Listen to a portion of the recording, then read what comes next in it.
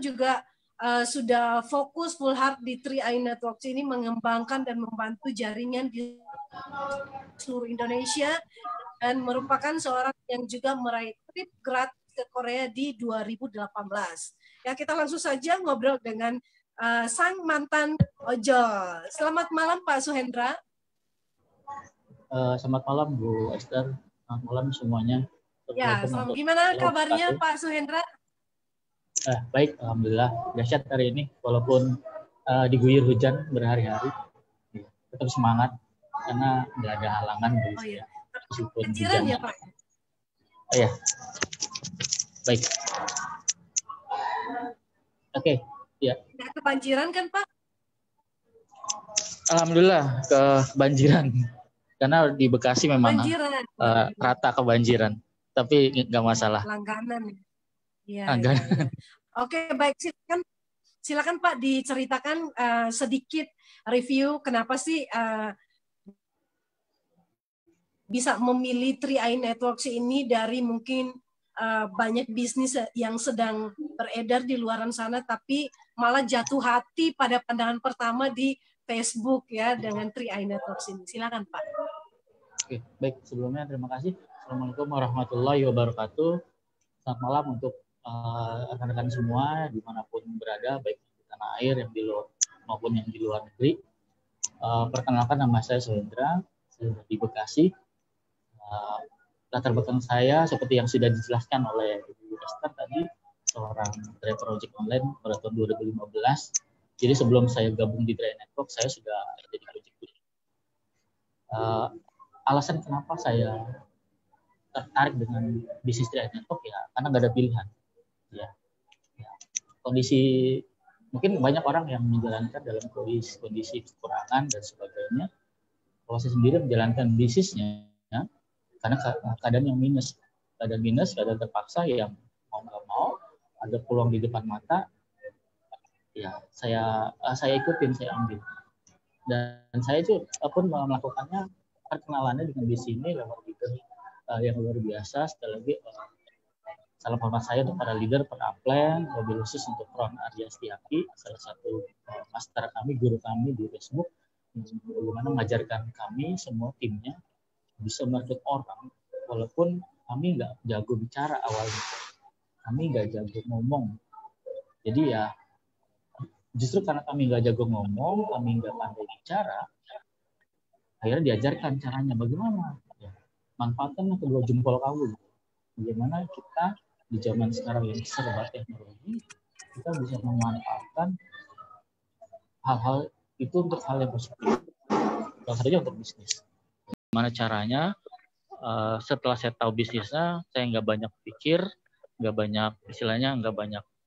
banyak pertimbangan lagi karena legalitasnya sudah jelas, ini bisnis bagus, peluangnya sangat besar di Indonesia. Akhirnya saya memutuskan gabung saat itu. Ya saat itu walaupun gabung saya nggak punya duit, akhirnya saya pinjam duit sana sini dan memutuskan gabung saat itu. Walaupun ya untuk join waktu itu nggak ada duitnya. Mungkin bagi teman-teman yang waktu awal mula gabung nggak ada uang dan akhirnya memaksakan diri untuk gabung dengan cara apapun, mau pinjam duit, mau jual motor, gadein motor atau apapun, saya rasa kita senasib gitu ya. Dan semoga suatu saat teman-teman bisa sama dengan kami, bahkan lebih baik dari kami. Ya. Jadi intinya buat orang-orang yang tidak pandai bicara, tidak pandai ngomong, nggak terlalu pede untuk ngobrol langsung di depan puluhan orang, saya rasa mainkan sosial media teman-teman semua dengan bijak, dengan baik. Saya rasa hasilnya nggak akan beda jauh dari kamu. Jadi kurang lebih perkenalan seperti itu, Bu Esther. Ya, baik Pak Suhendra. Nah, Pak Sandy mohon tampilkan fakta dan juga kenyataan. Silakan Pak Sandy. Jadi Bapak Ibu kita akan sambil menunggu Pak Sandy untuk menampilkan slide-nya tentang jaringan ya. Jadi ini Pak Suhendra juga merupakan seorang yang dengan leader yang juga closing terbanyak ya, sponsor terbanyak. Silakan Pak Sandy. Ya, baik. Nah, ini dengan ID 176873 atas nama Pak Suhendra ya. Ini kita lihat di referensi ya. Ini total referensi 120 orang. Berarti ini apakah setiap ini bagaimana ini dan total omsetnya bisa dilihat ya. Silakan Pak Suhendra bisa mempertanggungjawabkan kenyataan ini. Bagaimana sih Pak bisa closing sebanyak itu, sponsornya apakah itu memang kejar target setiap bulannya harus closing atau seperti apa Pak? Ya, kalau untuk target tidak ditargetkan dari siapapun, dari perusahaan juga nggak ada target, dari leader kami juga kita nggak dikasih target, ya kita memang dikasih arahan aja. Bagaimana kalau misalkan kita mau bisnisnya jalan, mau nggak mau kita harus rekrut. Gitu. Walaupun secara marketing plan kita cukup rekrut 3 sebetulnya. Cuma kalau misalkan hanya 3, ya tanpa ada istilahnya tambahan-tambahan lagi, saya rasa suatu saat lagi kurang baik kita nggak bisa ngebantu tim. Ya tujuan salah satu bagaimana kenapa kami harus rekrut terus adalah kami juga harus bantu tim. Ya, itu tujuan utama selain tentunya sponsor pribadi, pasti juga ada bagaimana kita bantu tim. Kalau kita nggak rekrut, kalau kita nggak closing, kita tentu nggak bisa bantu tim. Kalau cuma bantu, ayo kejar elit, kitanya sendiri nggak pernah elit, kira-kira malu banget gitu. Jadi sebagai leader kita ngajarin orang, ngajarin tim kita, ayo kejar elit, kejar double elit. Nah kita sponsornya cuma 3, kita bahkan nggak pernah elit. Seolah-olah kita cuma bisa ngajarin tapi nggak bisa ngelakuin.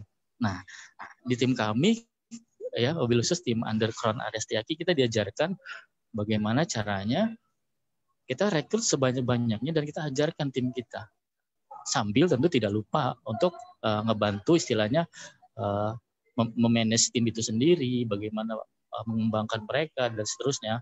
Istilahnya memanage sebuah tim tentu kita juga nggak mungkin lupain.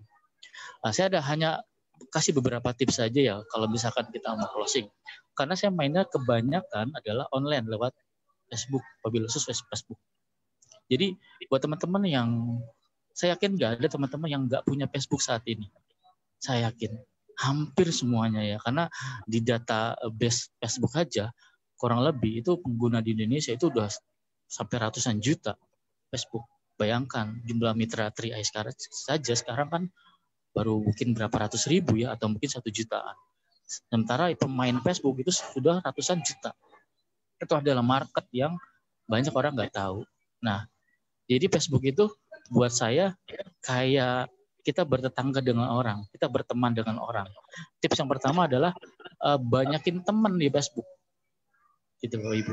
Jadi Bapak Ibu kalau yang punya Facebook nanti Facebooknya cuma temannya 5 orang, 6 orang, terus merasa sudah posting, terus tiba-tiba beberapa bulan berjalan nggak closing, ya salah satu penyebabnya adalah itu tadi, temannya sedikit.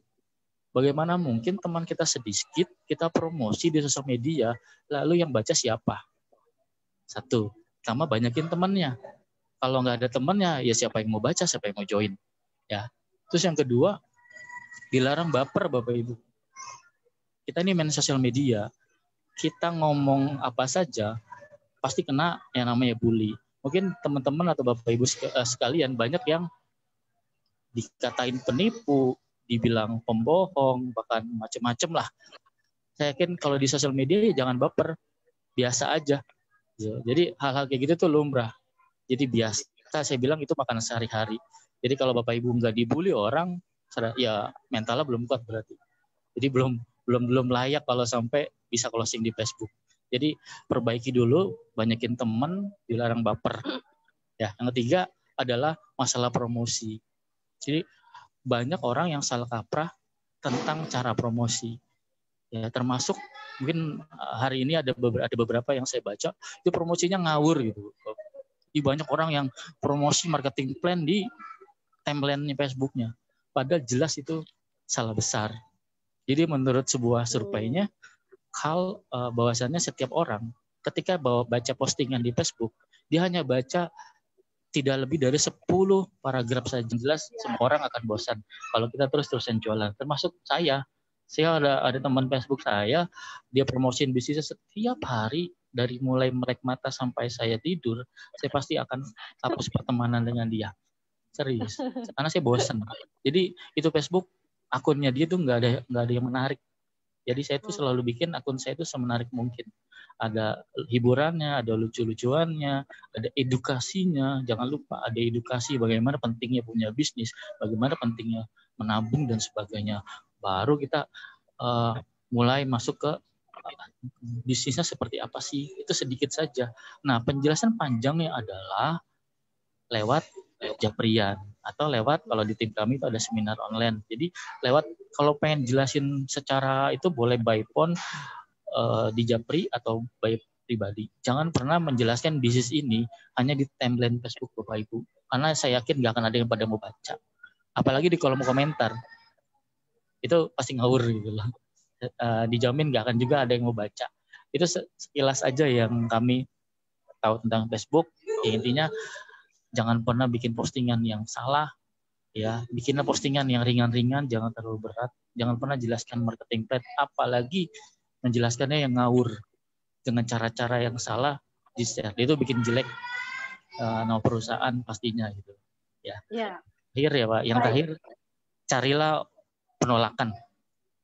Jadi karena kalau tadi lihat angka saya 121, sebelumnya Mas Fadli 156 ya atau 50-an di atas, tentu jangan dihitung berapa jumlah penolakan yang kami hadapi. Jadi kalau mau closing lah orang-orang yang mau di closing. Jadi kalau ada orang nolak ya udah tinggalin, ada orang nolak tinggalin, ada orang nolak unfriend, ada orang nolak terus kita seleksi. Jangan pernah terlalu berharap sama manusia, berharap sama yang di atas, nanti semuanya akan datang dengan sendiri. Kira-kira seperti itu Bu Esther. Ya, baik Pak Suhendra. Jadi ada 4 tips ya tadi ya Pak ya, yang sudah di-sharekan ya. Dan bagaimana Pak cara paling simpel menghadapi penolakan Pak? Karena yang namanya penolakan itu ya berapa kali sih ya Pak Suhendri, saya percaya pasti ditolak bukan cuman puluhan ya, tapi bahkan ratusan, bahkan tak terhingga, nggak bisa dihitung lagi. Tapi bagaimana tips-tips simpel untuk nggak baper dan menghadapi penolakan dengan manis gitu? Ya, yang pertama, ketika ada orang bertanya, ada orang chat pribadi, mau di WhatsApp, mau di Facebook, saya nggak pernah berharap terlalu banyak dulu.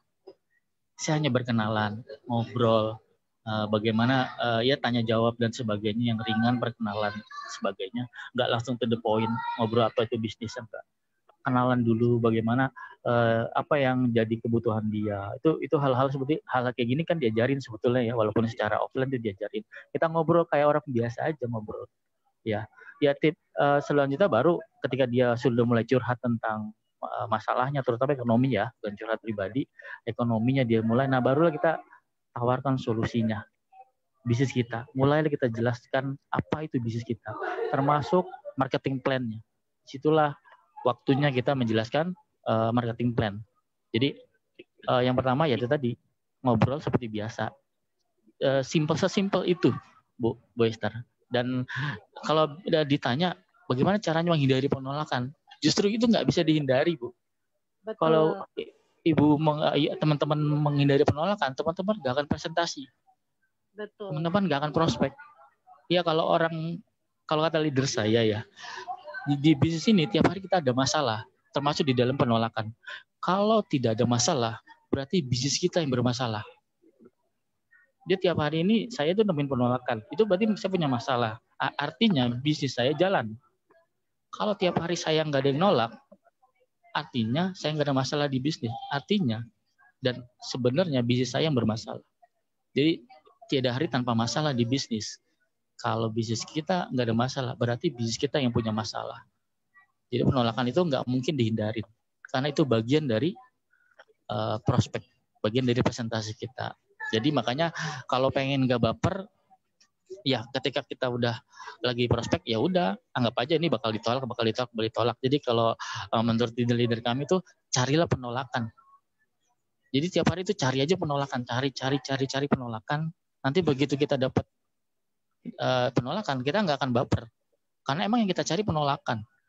Cari lagi penolakan. Nah begitu ada yang join, tentu bukan masalah baper, tentu kita wah luar biasa kan, oh ternyata enaknya apa ya, sebetulnya zona nyamannya itu ya begitu, jangan baper dan kita cari aja penolakan, karena di balik penolakan